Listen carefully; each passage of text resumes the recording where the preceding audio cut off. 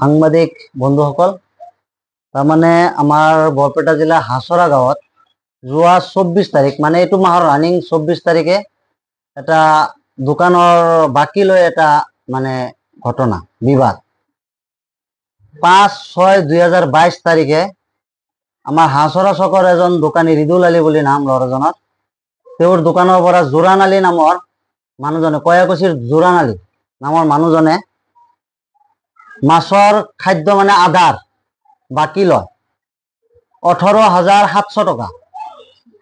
বাকী লোৱাৰ পাছত তেওঁ এবছৰ তেওঁৰ ফোন ৰিচিভ নকৰে, তেওঁৰ লগত লগ নকৰে।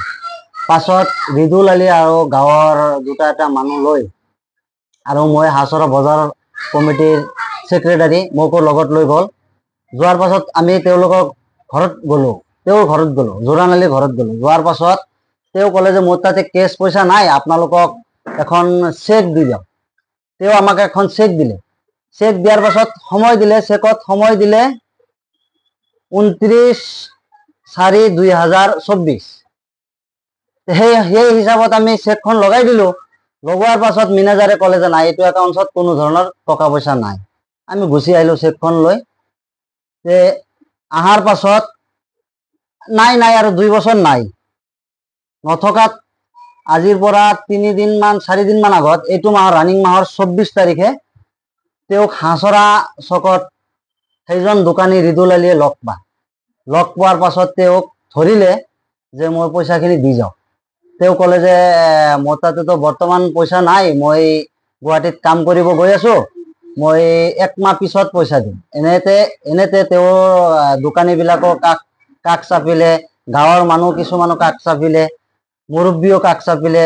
ময়ো গ'লো, গৈ পেলাই ক'লো যে তুমি পইচাখিনি দিয়া। তেওঁ ক'লে যে নাই, মোৰ তাতে পইচা, মই এমাহ পিছত দিম। ঠিক আছে, তেওঁ এমাহ পিছত দিব। এনেকে আমি কিছুমান মানুহে আলোচনা বিলোচনাৰ মাধ্যমত তেওঁক 3টা বজাত বা 3:30 মান বজাত এনেকুৱা সময়ত তেওঁক মানে যাব দিলে। আমিও কৈ দিলো যে যাব দিয়া, এইবিলাক লৈ কাজিয়া পেচাল কৰি একো নহয়। যাব দিয়াৰ পাছত তেওঁ গুচি গ'ল। গুচি যোৱাৰ পাছত নেক্সট দিনা 25 তাৰিখ 9টা বজাত তেওঁৰ ঘৈণীয়েক আৰু তেওঁৰ শাহুমা দুজনী মাইকী মানুহ আমাৰ হাছৰা গাঁৱত আহিলে। আহি ৰিদুল আলীৰ ঘৰত গ'ল। গৈ পেলাই সুধিলে যে আপোনালোকে আমাৰ মানুহজন কালি যে ৰাখিছিলে ক'ত আছে? ৰিদুল আলীয়ে কৈ দিলে যে নাই, মানুহজন গুচি গ'ল, কালি আমি এৰি দিলো, 1 মাহ পিছত আমাক টকা দিব। তেওঁৰ কোনো ধৰণৰ মোবাইল নাছিল। যি সময়ত তেওঁক এই চকত ৰখোৱা হৈছিল কোনো ধৰণৰ মোবাইল নাছিল। তাৰপিছত তেওঁ গুচি গ'ল। এওঁলোকে আহি সুধিলে, ৰিদুল আলীয়ে ক'লে যে নাই, আমি মানুহজনটো পোৱা নাই, গুচি গ'ল। গুচি যোৱাৰ পাছত সেই মানুহজন এতিয়া নিজে আত্মগোপন কৰিছে আৰু তেওঁৰ ঘৈণীয়েক আৰু তেওঁৰ শাহুমা আৰু তেওঁৰ দাদাক এই 3টা মানুহক দি বৰপেটা থানাত এখন এজাহাৰ দাখিল কৰিছে।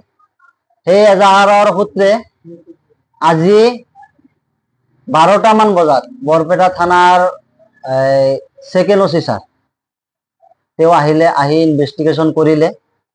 ইনভেষ্টিগেশ্যন কৰি তেওঁ গুচি গ'ল। এতিয়া কি হয় কি নহয় নাজানো। এইটো হ'ল দোকানৰ বাকী লিখা আছে বহীত। আৰু তেওঁ যিখন চেক দিছিলে এইটো হ'ল চেক জোৰান আলী। এতিয়া বৰ্তমান তেওঁ আত্মগোপন কৰি আছে। গতিকে যদি কোনোবা মানুহে ফটো দিয়া থাকিব স্ক্ৰীনত, যদি কোনোবা মানুহে আপোনালোকে তেওঁক দেখা পায় বা কোনো ধৰণৰ সংসূত্ৰ পায়, অনুগ্ৰহ কৰি আমাৰ স্ক্ৰীনত দিয়া থাকিব নাম্বাৰ, এই নাম্বাৰত যোগাযোগ কৰি দিয়ে যেন।